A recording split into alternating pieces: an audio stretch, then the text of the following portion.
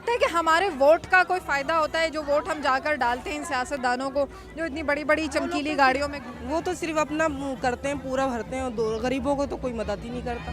Election का ज़माना आता है तो बड़ा शोर-गुल हो जाता है। हाँ, ये तो बात सही है। हाँ, वो सिर्फ वो लोग अपनों को खिलाते हैं, गरीबों की कोई मदद नहीं करता। गरीब तो ऐसे धक्के खाते हैं जैसे अब खा रहे हैं।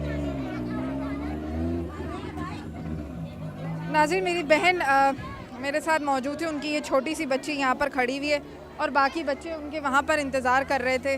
उसने अचानक बोला कि मम्मा मुझे वो छोटी को भूख लग रही है। ये रही छोटी बच्ची, ये आ गई और एक बच्ची ये है। तो उसने अचानक चीख मारी कि मुझे छोटी बहन को भूख लग रही है। तो मैंने अचानक उसकी माँ की तरफ देखा तो उसने मुझे बताया कि वो एक बेवा है और वो किस तरीके से गुजारा पूरा करने की कोशिश करी। और आज राशन देने का कुछ वादा किया गया था या दरख्वास्त देने का टाइम दिया गया था, तो वो यहाँ पर सिर्फ धक्के खा कर कुछ रोटी मिल जाए, थोड़ा सा सालन मिल जाए और शायद दरख्वास्त जमा हो जाए तो उससे थोड़ा सा घर के लिए राशन मिल जाए। तो नाज़रीन, ये है हालात हमारे मुल्क के, ये है सिचुएशन इन कच्ची आबादियों की, और ये हैं हालात हमारे इन बड़े बड़े ऐवानों के, जो बड़े बड़े वादे करते हैं, बड़ी बड़ी बातें करते हैं, बड़े बड़े दावे करते हैं, लेकिन सिर्फ खोखले, उसके अंदर कोई पैकिंग नज़र नहीं आती। आपने इब्राहिम हैदरी जैसे दूर अफादा इलाके से लेकर खुदा की बस्ती तक का हाल देख लिया, पूरा कराची कवर हो गया है। बीच में आपने और बहुत से इलाके देखे, आपको शायद हर जगह सिर्फ मट्टियाँ उड़ती हुई नज़र आएंगी, बीमारी नज़र आएगी, भूख नज़र आएगी, गुर्बत नज़र आएगी, सैनिटेशन का कोई निज़ाम नज़र नहीं आएगा, ड्रग्स नज़र आएंगी, शराब नज़र आएगी और सिर्फ प्रॉब्लम्स नज़र आएंगे। सॉल्यूशंस ऑफर कोई किसी किस्म के कहीं नज़र नहीं आएंगे। कहाँ से आ रहे हो? आते ही अपना घर यहाँ ही कहीं से खाना लेने आई? खाना लेकर जाऊँ। खाना लेके जाओ, कितने पैसे लाएंगे? मैं ना मेरी तो बननी है रोटी। मुफ्त में मिल जाता है? नाज़रीन, जिनके पास पैसे नहीं होते उनको मुफ्त में भी खाना मिलता है। हाँ, खाना मिल जाएगा। खाना लेने आई जी? कितने पैसे? 10 रुपए। कितनी रोटियां लेके जाओ? 3 3 रोटी। 3 रोटी लेके जाओ। कितने बहन भाई? तुम्हारी बहन? 5 तुम्हारी बहन? 6 6।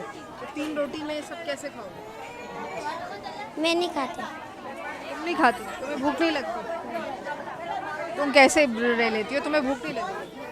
कभी तो लगती होगी। लगते हैं, खा लेते हैं। तुम क्या करती हो? खा लेते हैं, लगती है तो। 3 रोटियां 6 बहन भाई कैसे खाओगे बेटा? खा लेते हैं, गुजारा कर। पैसा भी होना चाहिए ना, पैसा भी होना चाहिए ना। पैसा मगर कैसे ले जाएगी? हमने कभी नहीं लिया, मगर क्या करें, आने का हिम्मत नहीं होता है और इतना भीड़ में नहीं जा सकते। बैठ जाओ। नाज़रीन, शायद मुझे यहाँ कहने की कुछ ज़्यादा ज़रूरत नहीं है कि लोगों ने किस तरीके से कहा कि 6 बहन भाई हैं, 3 रोटियाँ लेके जाएंगे। मैंने पूछा कि खाना 3 रोटियाँ 6 बहन भाई कैसे खाओगे? तो कहती मुझे भूख नहीं लगती, उनको दे दूँगी। ये हालात पाकिस्तान के, ये हम बातें करते हैं 21वीं सदी की, ये हम बातें करते हैं तरक्की की। जिस मुल्क के अंदर 2 वक्त का खाना कौम को मैसर ना हो, उसके सिस्टम का, उसकी जुडिशरी का, उसके पार्लिमान का, उसके ऐवानों का, उसके सदर का, उसके वज़ीर आज़म का, उसके मिनिस्टरों की कोई वैल्यू नहीं है नाज़रीन। क्योंकि जब रोटी ही नसीब नहीं है कौम को, या इज़्ज़त ही नसीब नहीं है, लॉ एंड ऑर्डर की क्या सिचुएशन है, तो फिर ऐसे सिस्टम का क्या फ़ायदा? ये एक बात है जो हम सबको सोचनी चाहिए। नाज़रीन, इस वक्त मैं कराची के इलाके लियारी की हदूद में मौजूद हूँ। ये रंछोड़ लाइन का इलाका है। इस तरफ अगर आप जाएं तो आपको घास मंडी आर्ट चौक नज़र आएगा। अगर थोड़ा सा और आगे इस तरफ अगर आप जाते हैं तो आपको ली मार्केट का इलाका नज़र आएगा। लियारी का नाम सुनते ही यहाँ पर लोग परेशान हो जाते हैं, क्योंकि लॉ एंड ऑर्डर की सिचुएशन इस हद तक मखदूश हो गई है कि कोई भी अपने आप को सेफ महसूस नहीं करता, कोई अपने आप को महफूज महसूस ही नहीं करता और ना सोचता है। उसकी क्या वजह है, ये तो मेरे ख्याल से लॉ एंड ऑर्डर के हुकाम जो हैं, जो कानून नाफिज करने वाले इदारे हैं, वो ज़्यादा बेहतर जानते हैं, और शायद अखबार पढ़ने वाले मेरे और आप जैसे लोग बहुत अच्छी तरह इसकी डिटेल समझते हैं। लेकिन चूँकि मेरा आज यहाँ पर प्रोग्राम का सारा एजेंडा कराची की कच्ची आबादियों और ख़ास तौर पर डेंसली पॉपुलेटेड आबादियों को कवर करना था, इसलिए मैं यहाँ पर लियारी में मौजूद हूँ और मैं आपको एक ऐसी स्टोरी कवर दिखाती हूँ कि जहाँ पर मेमन कम्युनिटी जो पाकिस्तान के कारोबारी सेक्टर में बहुत इंपॉर्टेंट रोल प्ले कर रही है, उनको कारोबारी कम्युनिटी उनको किस तरीके से ली मार्केट के इलाके और लियारी के इलाके में उनको हिट किया जा रहा है और उनका कारोबार मुतासर हो रहा है, उनको भत्ते की पर्चियाँ मिलती हैं और वो इस मसले को किस तरीके से हैंडल कर रहे हैं। नाज़रीन, जैसा कि हम सबको ये बात मालूम है, स्पेशली कराची में रहने वालों को, कि कराची का एक और बहुत बड़ी आबादी लियारी के इलाके में आबाद है। लियारी के अंदर ही की रेमिटेंस, जिसको हम लियारी का इलाका कहते हैं, लेकिन उसके अंदर एक किस्म का बिज़नेस सेंटर भी है जो कि खारा दर का इलाका भी कहलाता है और मुख्तलिफ उसके नाम है। उसके अंदर काफ़ी सारी मार्केटों का एक जाल सा बना हुआ है, जिसके अंदर अगर हम बात करते हैं तो ली मार्केट एक बहुत ही मशहूर मार्केट है। मेरे साथ इस वक्त जो अहले खाना मौजूद हैं, इन छोटे छोटे मासूम बच्चों के वालिद साहब की दुकान ली मार्केट के इलाके में चश्मों की दुकान थी। नाज़रीन, ये वो मेमन बरादरी है जो कि पाकिस्तान की बिज़नेस सेक्टर में बहुत इम्पॉर्टेंट रोल प्ले कर रहे हैं अपने कारोबारी सेंस की वजह से और अपनी कारोबारी स्किल्स की वजह से। लेकिन कराची के हालात की बदउनवानी और इन लियारी का नाम सुनते ही हम जैसे ही ये बात सुनते हैं कि जी लियारी में जा रहे हैं तो हम पे एक किस्म का खौफ तारी हो जाता है। क्या वजह है, ऐसा क्यों है? कराची में पॉपुलेशन आउटबर्स्ट अगेन मैं कहूँगी हुआ है, इस कदर ट्रैफिक है, इस कदर कारोबार बढ़ चुका है, लेकिन उसके अंदर अब भी वो शाइन नहीं रही। हम इसको रोशनियों का शहर कहते हैं, लेकिन इसके अंदर अब वो रोशनियों के अंदर वो बात नहीं रही, वो रोशनियाँ ख़त्म होती चली जा रही हैं। इन मासूम बच्चों के वालिद साहब अपनी दुकान के करीब ही बैठे हुए थे और वो खाना खा रहे थे कि उनके ऊपर गोलियों का एक स्प्रे गुजर कर चला गया। वो तो इस दुनिया से चले गए, लेकिन उनके बाद उनकी अहलिया और उनके ये 3 मासूम छोटे छोटे से बच्चे जो मेरे साथ मौजूद हैं, उनको वो पीछे सोगवार छोड़ गए हैं।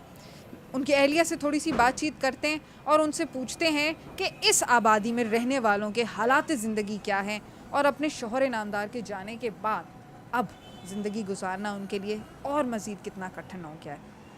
थैंक यू इरम, मैं आपको बहुत शुक्रगुजार हूँ, आपने मुझे टाइम दिया। थोड़ा सा बताएं कि आपके हस्बैंड क्या काम करते थे और वाक़या कब और कैसे पेश आया? अस्सलाम वालेकुम जी। बात ये कि मेरे शोहर तो बिल्कुल दुकान से घर और घर से दुकान, इनका और इसके अलावा कोई एक्टिविटी नहीं थी।